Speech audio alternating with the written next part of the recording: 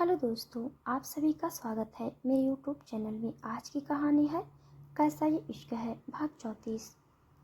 रोशनी डरते डरते अंदर गई। विहान भी उसके साथ ही अंदर गया और जोर से दरवाज़ा बंद कर दिया। विलाही और अनिका दोनों एक दूसरे को देखकर सर हिला दिए। रोशनी जो अलमारी से जल्दी जल्दी कपड़े निकाल रही थी, दरवाज़ा बंद होने की आवाज़ सुनकर डर से उसका हाथ से कपड़े नीचे गिर गए।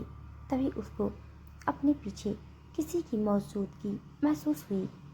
रोशनी कसकर अपनी आंखें बंद कर ली और लहंगा को दोनों हाथ से मुट्ठी में कसकर पकड़ लिया। रोशनी को अपनी गर्दन पर किसी की भारी सांसें महसूस होने लगी, जिससे रोशनी सिहर गई। विहान रोशनी के कमर से होते हुए पेट तक अपना हाथ ले गया और झटके से उसको अपने सीने से लगा लिया।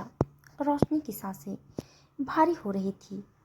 उसकी पीठ विहान के सीने से चिपका हुआ था। विहान उसकी गर्दन पर अपने ठंडे होंठ रख दिया और धीरे धीरे उसकी गर्दन को लिंक करते हुए बोला, बहुत खुश होना बीबी। रोशनी हकलाते हुए बोली, हाँ, नहीं नहीं तो। आह! विहान रोशनी के गर्दन पर जोर से काटा, जिससे रोशनी की सिसकी निकल गई। रोशनी विहान से धीरे से बोली, विहान प्लीज छोड़ो मुझे, माँ जी बाहर वेट कर रही हैं। विहान रोशनी की बात सुनकर झटके से उसको अपनी तरफ घुमाया और पीछे के बाल को मुट्ठी में भरकर उसके चेहरे को बिल्कुल अपने चेहरे के करीब कर लिया। विहान उसके गालों पर अपने होंठ सहलाने लगा और बोला, बेबी आज तो तुम बच गई, पर कल आज का भी मिलाकर दूंगा। विहान की हरकत से रोशनी की धड़कन तेज चलने लगी थी। रोशनी जल्दी से विहान को धक्का दिया और कपड़े उठाकर बाहर भाग गई। विहान उसको देखकर डेविल स्माइल कर दिया। रोशनी भागकर बाहर आई और दरवाज़ा बंद करके लंबी लंबी सांस लेने लगी। दूसरी तरफ दिव्या बेड पर सोई हुई थी और अखिला जी उसके पास बैठकर उसके सर पर हाथ सहला रही थी। अचानक दिव्या ठंड से कांपने लगी। अखिला जी को पहले कुछ समझ नहीं आया, फिर वो दिव्या के माथे पर हाथ रख दिया। अखिला जी अपने आप से, हे भगवान, अचानक देवी को इतना तेज बुखार कैसे चढ़ गया। अखिला जी हड़बड़ाहट में बाहर गई और किचन में जाकर बॉल में ठंडा पानी और पट्टी लेकर दिव्या के कमरे में जाने लगी। तभी उसके कान में करण की आवाज़ सुनाई दी। करण, आंटी क्या हुआ? आप इतनी घबराई हुई क्यों हैं? अखिला जी बोली, बेटा अचानक से दिव्या को बुखार हो गया है, इसीलिए पट्टी लगाने जा रही हूँ। करण समझ गया था कि दिव्या को अचानक बुखार होने की वजह क्या है। करण जल्दी से अखिला जी के पास आया और उनके हाथ से बॉल लेकर बोला, आंटी बहुत रात हो गई है, आप सो जाइए, मैं दिव्या का ख्याल रखता हूँ। अखिला जी, पर बेटा, करण उनको आश्वासन देते हुए बोला, आंटी कुछ नहीं होगा दिव्या को, मैं हूँ ना, आप निश्चिंत होकर सो जाइए। अखिला जी पहले तो नहीं मानी, फिर करण के बार बार कहने पर उनको मानना पड़ा। अखिला जी बेमन से अपने रूम में चली गई और करण दिव्या के रूम की ओर बढ़ गया। दूसरी तरफ रोशनी को हाफते देख बिलाही और अनिका समझ गई थी कि क्या हुआ होगा। बिलाही धीरे से रोशनी को पुकारा, जिससे रोशनी होश में आई, खुद को नॉर्मल करके बोली, जी माँ जी। बिलाही बोली, तुम आज रात अनिका के कमरे में सो जाना और सुबह जल्दी उठ जाना। मैं तुम्हारी शादी की रस्में इंसानी दुनिया की जैसे करना चाहती हूँ, तो कल तुम्हारी पहली रसोई है। रोशनी सर हिलाते हुए, जी माँ जी। बिलाही अपने कमरे में चली गई और अनिका रोशनी को लेकर अपने कमरे में चली गई। थोड़ी देर बाद रात के 1 बज रहे थे। विहान सोफे पर बैठा हुआ सर पे हाथ रख कर कुछ सोच रहा था। तभी जीवन स्टेयर से नीचे उतरते हुए गाना गाते हुए आने लगा। बातें ये कभी भी तू भूलना, फर्स्ट नाइट छोड़ के कभी न जनाए, तकलीफ मेरी दुश्मनों को भी कभी न आए, न तेरे बिन ये रातें अधूरा है जाना। विहान जो पहले से ही गुस्से में ज्वालामुखी बना हुआ था, जीवन का गाना सुनकर उसका गुस्सा फूट गया और वो पूरा का पूरा टेबल उठाकर जीवन की ओर फेंक दिया। पर इससे पहले वो टेबल जीवन को लगता, वो जल्दी से साइड हट गया, जिससे टेबल पिलर से लगकर चकनाचूर हो गया। जीवन डरते हुए विहान को देखा, फिर टेबल को जीवन हड़बड़ाते हुए बोला, बच गया रे, नहीं तो आज मेरा भरता बन जाता। विहान गुस्से में बोला, तू मेरे गुस्से की आग को घी डालने की कोशिश कर रहा है, आज तू नहीं बचेगा। इतना बोल विहान जीवन की ओर बढ़ने लगा, जिसे देखकर जीवन के पसीने छूटने लगे। वो भागते हुए बोला, ब्रो, मैं तो ऐसे ही गाना गा रहा था, आप इतना गुस्सा क्यों कर रहे हो? विहान बोला, रुक, तू भाग कहाँ रहा है? जीवन भागते हुए मेंशन से बाहर चला गया। विहान भी उसके पीछे बाहर भाग गया।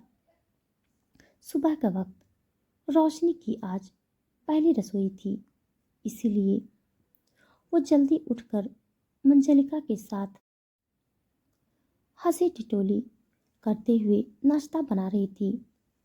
तभी वहाँ पर अनिका और विलाही जी आ गई। विलाही मुस्कुराते हुए रोशनी से, क्या बना रही हो बहुरानी? रोशनी विलाही को देखकर बोली, माँ जी, मैंने इंसानों वाली खाना बनाया है, अब आप बोलिए आपको क्या पसंद है? विलाही होठों को जीभ से चाटते हुए बोली, खून। विलाही के मुंह से खून सुनते ही रोशनी की आंखें हैरानी से फैल गई। वो डरते हुए 2 कदम पीछे हट गई।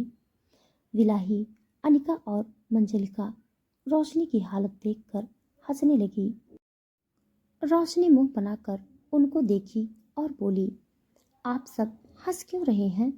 विलाही हंसते हुए बोली, बहू रानी, मुझे समझ नहीं आ रहा है, तुम खून शब्द सुनते ही इतनी डर जाती हो, तो तुम एक रक्त पिशाच से प्यार कैसे कर बैठी?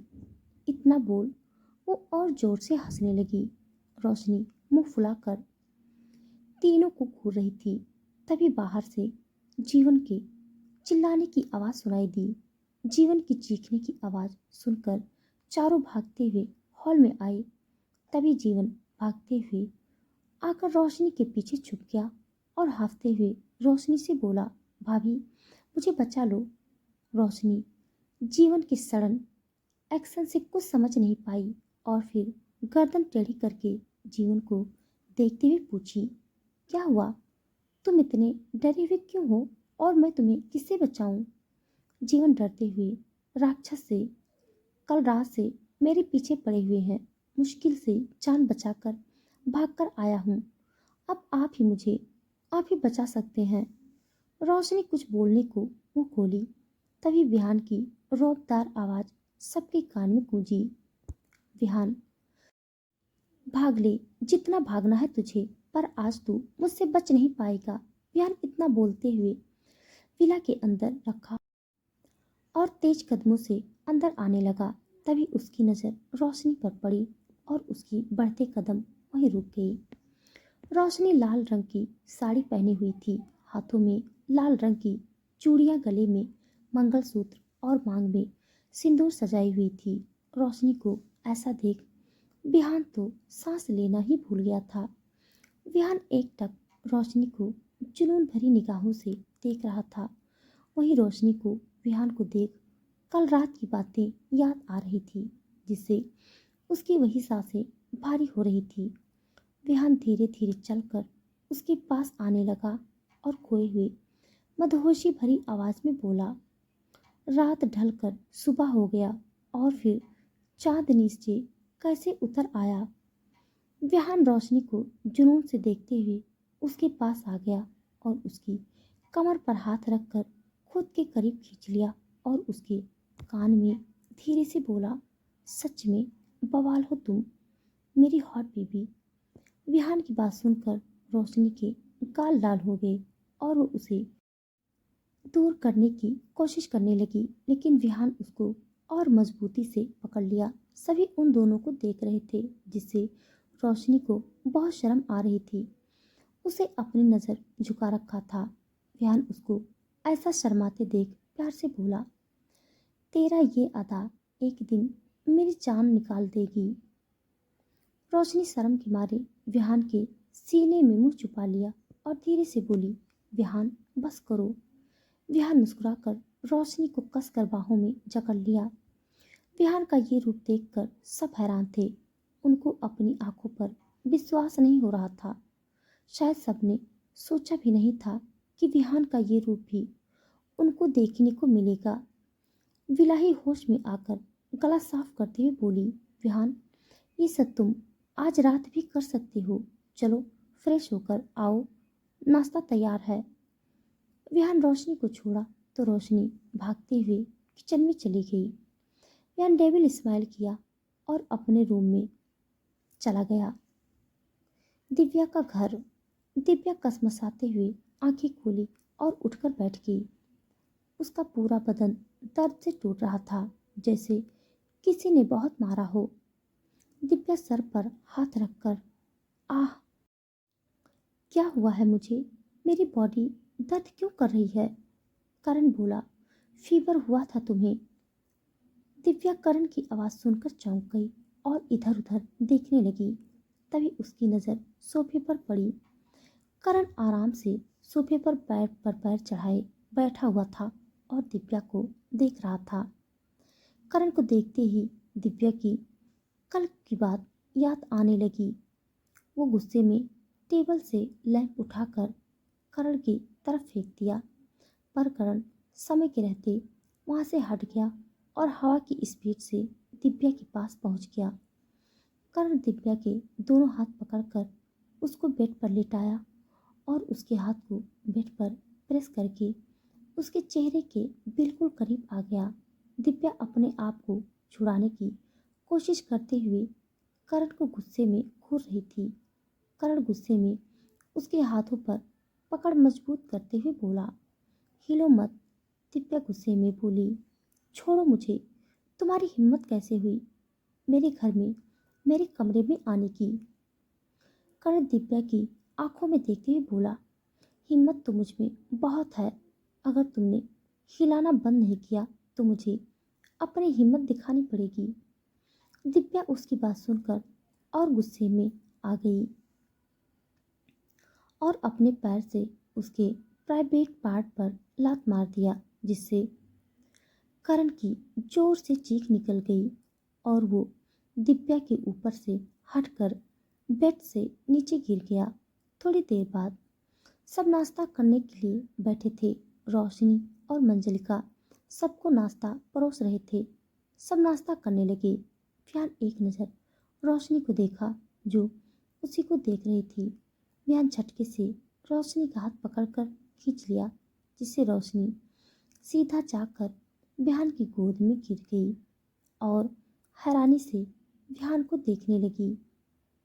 तो दोस्तों, आज के लिए बस इतना। इसके आगे का भाग जानने के लिए आप सब मेरे साथ बने रहिए। हमारी कहानी आप सबको कैसे लग रही है कमेंट बॉक्स में ज़रूर बताइएगा। तब तक के लिए धन्यवाद।